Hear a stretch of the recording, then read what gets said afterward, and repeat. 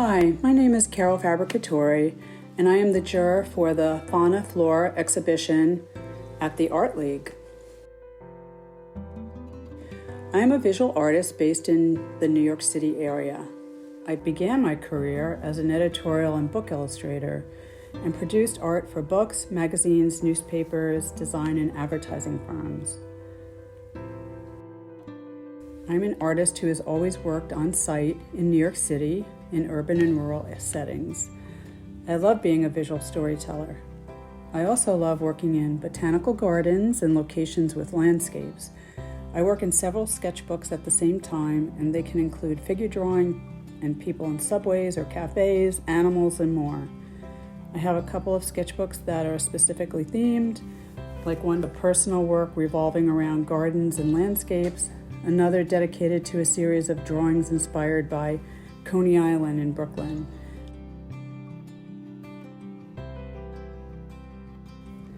Narrative drawing is the art that tells a story, whether as a moment in an ongoing story or as a sequence of events unfolding over time.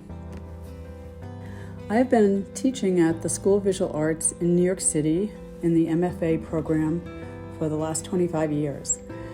I really love helping students take risks and be fearless in their work. Teaching makes me revisit everything I've learned and want to share with my students. I was very impressed and pleasantly surprised with the scope of the submissions for the Fauna Flora show. The variation of work from one artist's interpretation to another and what they felt fit into the theme was fascinating. I was extremely happy with the overall talent level of the show. What was surprising about the submissions was the varied personal ways the artists represented their interpretations about the fauna flora theme and the way they expressed it using many varied approaches and mediums. It was really cool not only seeing drawings and paintings, but sculpture, mixed media, photography, collage, and much more. I enjoyed the process for selecting the best of show and the honorable mentions. I examined each entry for its artistry and how it fit into the fauna flora theme, ultimately selecting my favorites. I took great care as I poured over 275 digital images of artist submissions for the exhibit over several days before slowly narrowing the field to 100 artists, best in show, and the 10 honorable mentions. Selecting the best in show was very difficult for me because there were so many amazing pieces. I ultimately went with the one image that kept coming back to me right from the first time I saw it. The advice I would give artists for submitting work for exhibition is to bring your passion and your voice to your imagery. Love what pieces you choose. Choose the pieces that mean something to you and that you feel are the absolute strongest. When you photograph or scan your work, make sure it's a really great photograph or scan. Don't submit anything that you photograph through a frame. The Fauna Flora show cohesively came together because of the outstanding theme and the amazing pieces. No matter what medium the artist worked in, their passion for the subject matter came through beautifully. Everything felt interconnected, and the imagery was consistently startling and looked incredible together, especially with all of the gorgeous floral arrangements.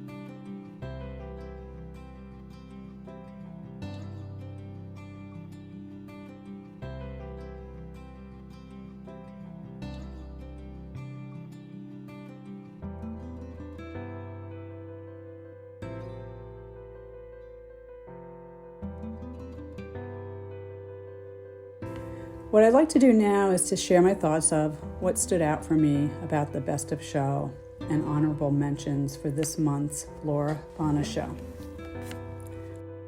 Eye to Eye by Gloria Spellman. I love the camouflage quality of the subject, the leopard. I felt my adrenaline kick up a bit looking into the leopard's eyes staring back at me. The confrontation with the viewer creates some tension. The image has so much movement, from the blur of the grasses to the different directions of the pattern of markings on the leopard as it moves into the frame. It's beautifully composed. Next is Looking for Lunch by Eva Lanyi. I didn't notice the spider at first glance. I noticed the bee, then I looked further and thought, oh my God, this is great. It's so humorous, and it's this whole circle of life moment. What great storytelling, humor, surprise drama, and intense anticipation. The details in the spider, flower, and the bee are incredibly beautiful. Next is Verdant Surface by Anne Steele. I think the color is the first thing that attracted me to this piece. This artist creates a whole garden of delights with the delicacy of the gorgeous complementary color palette and the lacy leaf shapes. It feels like you can write a whole fairy tale about the luxuriant miniature world within this photograph and perhaps the creatures that live there. Next is Morning Rose by Paul Seymour. The black and white image of roses is so sensitive and delicate. The droplets of water on the petals are like glistening pearls. It reminds me of the importance of the single rose from the story of Beauty and the Beast, and suggests the story behind it. The way the central rose comes into focus and everything else melts away into a less important role is moving. Landscape by Diva Bulkus. I found this three-dimensional piece of different colored glasses beautifully minimal and abstract. The choices of color combinations and composition are exquisite. It really felt like a landscape to me with the balance of economic shapes, forms, angles, and curves. It's aesthetically gorgeous. New Sight by Stephen Procopio. When I look at this piece, it feels like a secret window into a dream or psyche of the artist. The central figure is looking upwards towards a hidden face or muse in the garden. There's so much suggested story, and the artist invites the viewer to bring his or her own interpretations to it. You can wander around the garden and in between the animals, butterflies, flowers, all the fauna and flora. I love discovering all the mark making within the vocabulary of line work. The next is White Roses in a Hornet's Nest by Michaela Borges.